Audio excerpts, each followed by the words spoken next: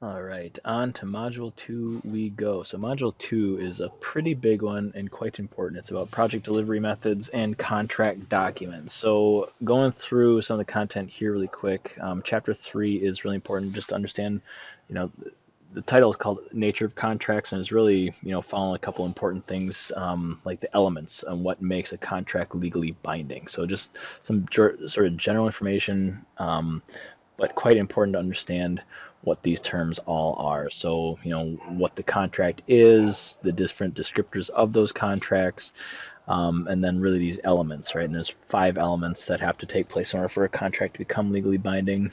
And then talking about different things like intent and just getting through, litigation. I have in here too, the chapter also talks about sovereign immunity and different, legal contractual terms and stuff like that. So relatively straightforward, but really important to understand just the basic fundamentals of the importance of contracting and what the contract documents, what makes them legally binding.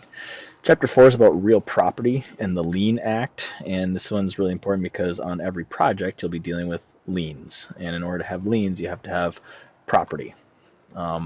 So that's why this chapter is so critically important, understanding the difference between what real property is versus personal property, and then how that leads you into what a lien is and what lien waivers are and their importance, and going through that entire act and understanding the sworn statement process, which is extremely important when it comes to pay applications.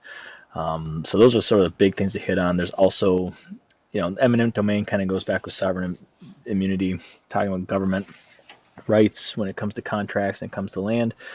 The easements and right of way, this is something you'll be dealing with on a lot of projects, whether it's temporary or permanent, right? So it's dealing again with land and land ownership and the use of that specific land, and how all these things sort of tie together. So this is really, again, it's a relatively straightforward chapter, but this, especially the liens and the easements and right of way are some of the more important things because you'll be dealing with those on a lot of projects. So just heavily focus on that.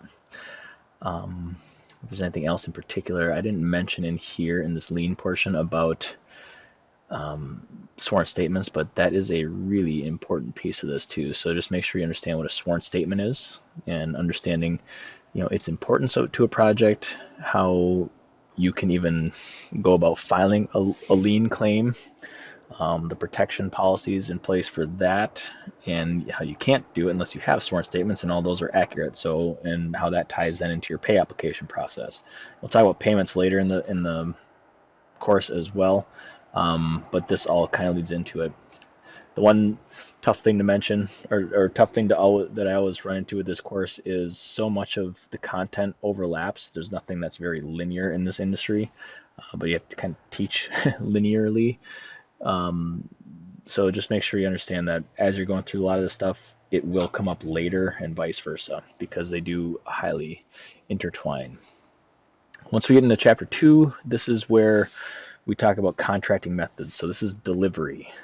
This one's a big one. I'm not going to go through this too much, but this is really important to understand the difference. This is where we're talking about general contracting method versus construction manager at risk method versus construction manager at agent, and design build. Design assist I throw in there as well, which is not really a formal type of delivery method. There's things like IPD, integrated project delivery. There's separate contracts, multiple prime, same thing. You got self-performance, joint venture. So this is just explaining the relationships and how the different types of methods are performed on a project. The importance of that is understanding that this leads you into your contract documents because you have basically 4 parties on every project, regardless of what that project is. You have your owner, your architect or design team, your contractor, and your subcontractors. So those all correlate very closely with your contract documents then, because you'll have your general conditions, which kind of lays out everyone's roles, rights, responsibilities for the project, but then your delivery method kind of shows you how you're going to actually physically execute that project, whether you are going to be, as the contractor, are you going to be a CM at risk, are you going to be a GC, are you going to be design build, right? So even though your role stays the same as a contractor, the way you deliver the contract changes. So that's where the content of this particular lecture and the relationships between, how the project is actually contracted is really important. To go through and understand that, different advantages and disadvantages of each. These are all theoretical, because quite honestly what I've learned is that any of them work. Some work better for specific situations than others, but what ends up being the best projects are the teams that you can trust the most. So the best ownership team, the best architect engineering firms, the best contractors and subcontractors. So if you have people with, solid integrity who are putting your project first, those tend to be the best projects, not the ones who are just, fighting from day one trying to get through. And I've had, my overall favorite is design build. I enjoyed those projects the most, just because I feel like the team collaboration is generally better. It holds everyone a little bit more accountable throughout the whole project. But we're all kind of held accountable more together as a team, as opposed to like a GC contract where you are mostly individual. And but I've had very successful GC projects too. I've had tough design build ones, but just in general, I enjoy the CM at risk or the design build model more. Even more so, I like the I don't know more so, but I like the CM at risk with the design assist component to it as well. So yeah, so that's sort of the big thing with this one. This one is a big PowerPoint. There's a lot of information in here, so I'd take a lot of time to look through that. Just additional items. So we have one of our advisory committee members used to work for Leopardo. Let us use this one for how they sort of train their employees on delivery methods. And then another advisory committee member who is a attorney with Clark Hill, former attorney, gave us this information about integrated project delivery too. So take a look through all those. This chapter 10 one starts to get really big, because there's an awful lot of content. This is your contract documents. I guess it's not necessarily that big of overall lecture, but there's a lot of really important information, understanding your different contract docs. So you have a standard form of agreement, which ties you back to chapter 2. This is your delivery method. You have general conditions, which is your roles, rights, responsibilities of all the parties involved. You have your supplemental conditions, or some people call them supplementary conditions. Those are just augmenting your general conditions. And then you have general requirements, which is project specific, your protocols, your processes for how you're going to actually execute a lot of these different things on a daily basis. So a lot of really, really critical information here. Most everything in your GCs and your GRs can be found in your project manual, or the front end of your specs, so that you're talking division 0 and division 1. So I can't stress enough, when you first get a project, read through your front end, read through your plans and specs, understand what your contract is for the project, what your delivery is, all those kind of things. So spend a lot of time up front, invest that time in learning the contract for that project, learning the front end of your document, so you know what your requirements are, and then getting and really diving into those plans and specs. So this is a really important one. I really emphasize chapter 2 and chapter 10 as sort of probably our most important things, because everything kind of stems from these two items. When it gets into, and then those are going to lead you into your assignments. These assignments are all basically the same thing as far as the way that they're going to be presented, but your AIA contract comprehension. So I use AIA documents a lot, number one, because when I was in the industry, it was sort of the primary means of documentation and how we did our contracts through the American Institute of Architects. So it is still kind of the standard, but a lot of things are switching to what's called consensus docs, a new form of documents. But anyways, just so you understand how contracts are laid out, this one has, or this folder has, all sorts of different general AIA contract documents. You have your A100 series ones. This is not a full list. They're just ones that you might need to use for your assignment. So you have your A100s. It's important to note that your A100s are your project delivery method, right? You have your A200s, which are important to note that those are your general conditions. You have to have, if you're using AIA, you have to have one A100 series and one A200 series document. And it's important to note that you can only have one A100 series at a time and one A200 series at a time. You have to have one of each. but you can only have one. So for instance, an A101 is your general contract. You can't be a general contractor and a CM at risk at the same project. So you can't have multiple of these, but you have to have one of these and one of these. As we move forward, your 300s are just bonds. Your 400s are subcontractor agreements, which I've never used because normally the contractor has their own subcontract agreement that they write. It's probably a lot better to do it that way than having the group of architects create your subcontract agreement.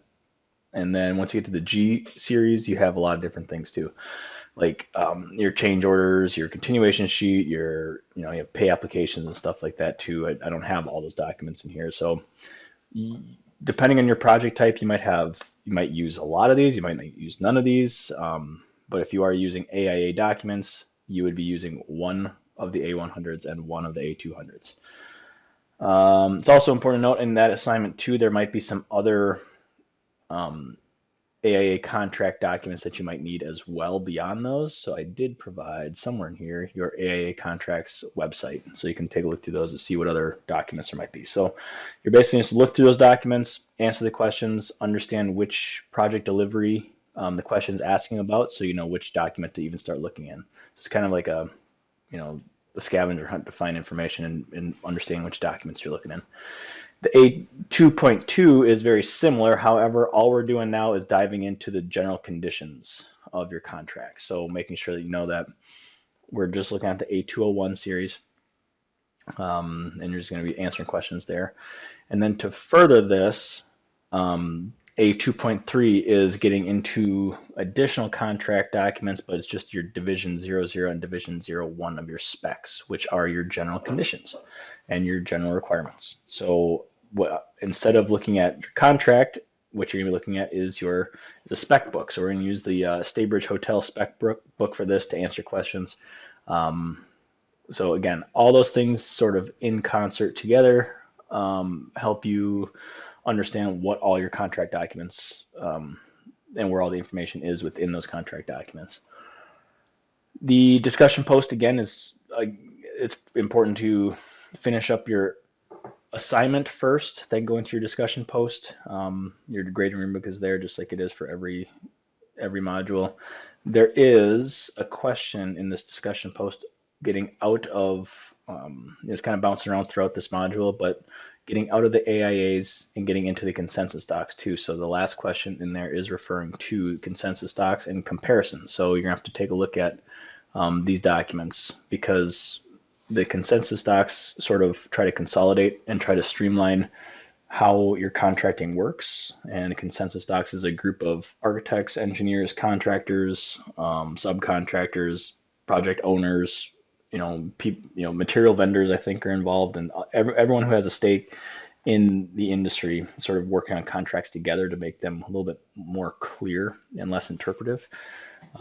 So I'm personally a pretty big fan of consensus docs, even though I've never actually got to use them on a project, and I'm thinking they're going to be starting to take off a little bit more, and you'll see those more on more projects than over the course of time here. And then, of course, your quiz. So make sure you get through all of that, and let me know if there are any questions. I know there's a lot of information here, so it'd be good if you guys had any questions on any of these things, especially in chapters 2 and chapter 10, because it, like I mentioned earlier, it is kind of the baseline and the foundation for everything else that you're dealing with in a project. It's how we're delivering that project and what are our requirements for that project. So, all right, yeah, let me know if you have any questions.